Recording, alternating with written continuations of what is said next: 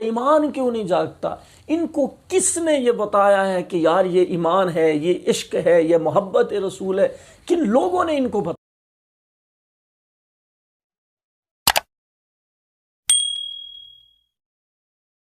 نحمدہ و نصلی علی رسولہ الکریم، اما بعد۔ حضور اکرم صلی اللہ علیہ وسلم سے اگر محبت ہے تو قرآن کریم کہتا ہے وما آتاکم الرسول، جو رسول تم کو حکم کریں اس کو لے لو، فخذوہ وما نہاکم عنہ فانتہوا، اور جس سے روکیں اس سے رک جاؤ۔ یہ ہے رسول اللہ صلی اللہ علیہ وسلم کے محبت کا تقاضا، اور اسی کو محبت سمجھیں گے کہ آپ صلی اللہ علیہ وسلم کے حکموں کو ماننا اور آپ صلی اللہ علیہ وسلم نے جن چیزوں سے منع کیا ہے اس سے رک جانا۔ قرآن کے تیسرے پارے میں سورۃ آل عمران میں بھی ہے کہ اللہ اور اس کے رسول سے محبت ہے تو فاتبعونی، تو پھر رسول کی اتباع کرو، یہ محبت کا تقاضا ہے۔ لیکن ہم نے محبت کس کو سمجھ رکھا ہے؟ ربیع الاول کے جلوس نکالنے کو اور نعرے لگانے کو، گلی اور بازاروں میں جانے کو۔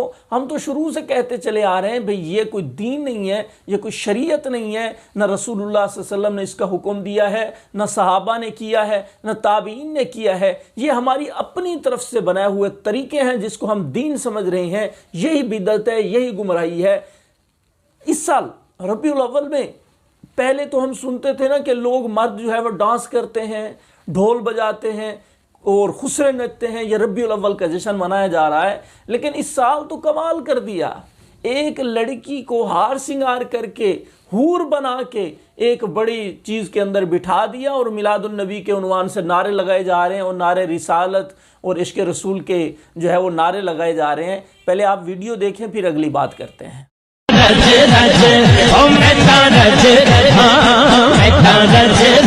خوشیاں مناوا اللہ دا سونا یار آ گیا، رج رج خوشیاں مناوا اللہ دا سونا یار آ گیا، ہر شکر کے جشن مناوا، ہر شکر کے جشن مناوا اللہ دا سونا یار آ گیا۔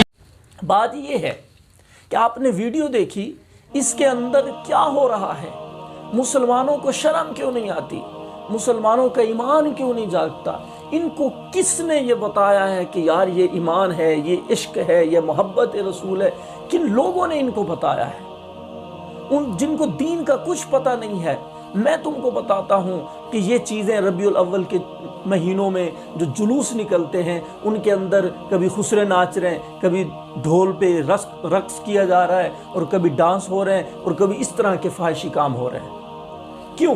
اس کی وجہ کیا ہے؟ اس کی وجہ یہ ہے کہ ربیع الاول کے جلوس نکالنا یہ رسول اللہ صلی اللہ علیہ وسلم سے ثابت نہیں ہے، صحابہ سے ثابت نہیں ہے، تابعین سے ثابت نہیں ہے، فقہاء کرام، ائمہ دین، محدثین کرام سے ثابت نہیں ہے۔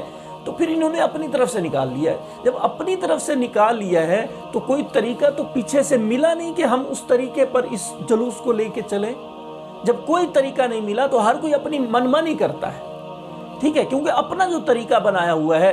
اب بہاولپور والوں کا طریقہ علیحدہ ہے جلوس نکالنے کا، ملتان والوں کا علیحدہ ہے، اسلام آباد والوں کا علیحدہ ہے، لاہور کا علیحدہ ہے، رحیم یار خان والوں کا علیحدہ ہے۔ علیحدہ طریقے ہیں۔ کیوں؟ کیونکہ پیچھے سے نہیں چلا آ رہا۔ جو چیز پیچھے سے چلی آ رہی ہوتی ہے صحابہ سے تو وہ ایک طرح سے ہوتی ہے، اور جو چیز اپنی طرف سے بنی ہوئی ہوتی ہے وہ یہاں پہ اور ہے، اگلے سٹاپ پہ اور ہے، اس سے اگلے سٹاپ پہ اور ہے۔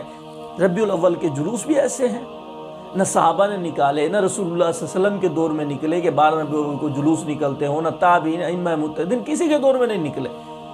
تو اب بہاولپور والے نکالتے ہیں، وہ ان کا علیحدہ طریقہ ہوتا ہے، ملتان والے نکالتے ہیں، ان کا علیحدہ طریقہ ہوتا ہے۔ اسی طرح ہم کہتے ہیں یہی بدعت کی نشانی ہے۔ بدعت کی یہی نشانی ہے، دین کے اندر زیادتی کرنے کی یہی نشانی ہے کہ جب اپنی منمانی کرو گے تو پھر طریقہ کار مختلف ہوں گے۔ اگر پیچھے سے جو چیز چلی آ رہی ہوتی ہے اس میں اختلاف نہیں ہوتا۔ اب آپ دیکھیں جو اذان ہے وہ اہل حدیثوں کی ایک ہوگی، بریلویوں کی ایک ہوگی، دیوبندیوں کی ایک ہوگی، لیکن اذان سے پہلے جو صلاۃ ہے وہ اپنی طرف سے ہم نے نکال لیا ہے۔ تو صلاۃ بہاولپور میں اور طرح سے پڑھا جائے گا، اور ملتان کے اندر اس کے جملے اور ہوں گے، اور رحیم یار خان کے اندر اور ہوں گے، اور کسی جگہ پہ جو ہے وہ صلاۃ و سلام اذان سے پہلے پڑھتے ہیں، کسی جگہ سے بعد میں پڑھتے ہیں، کوئی السلام علیکم یا حبیب اللہ کہتا ہے، کوئی نبی اللہ کہتا ہے، کوئی یہ نہیں کہتا اور الفاظ کہتا ہے۔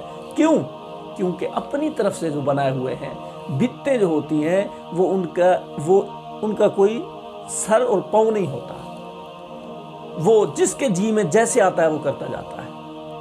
اس لیے ان چیزوں سے بچا جائے، اور ان لوگوں سے جو آپ لوگوں کو اور چیزوں کی طرف اسلام سے ہٹ کر لے جا رہے ہیں، خدا را ان سے بچیں اور اپنا ایمان محفوظ کریں۔ اللہ پاک سے دعا اللہ پاک عمل کی توفیق عطا فرمائے۔ وبا علینا البلاغ۔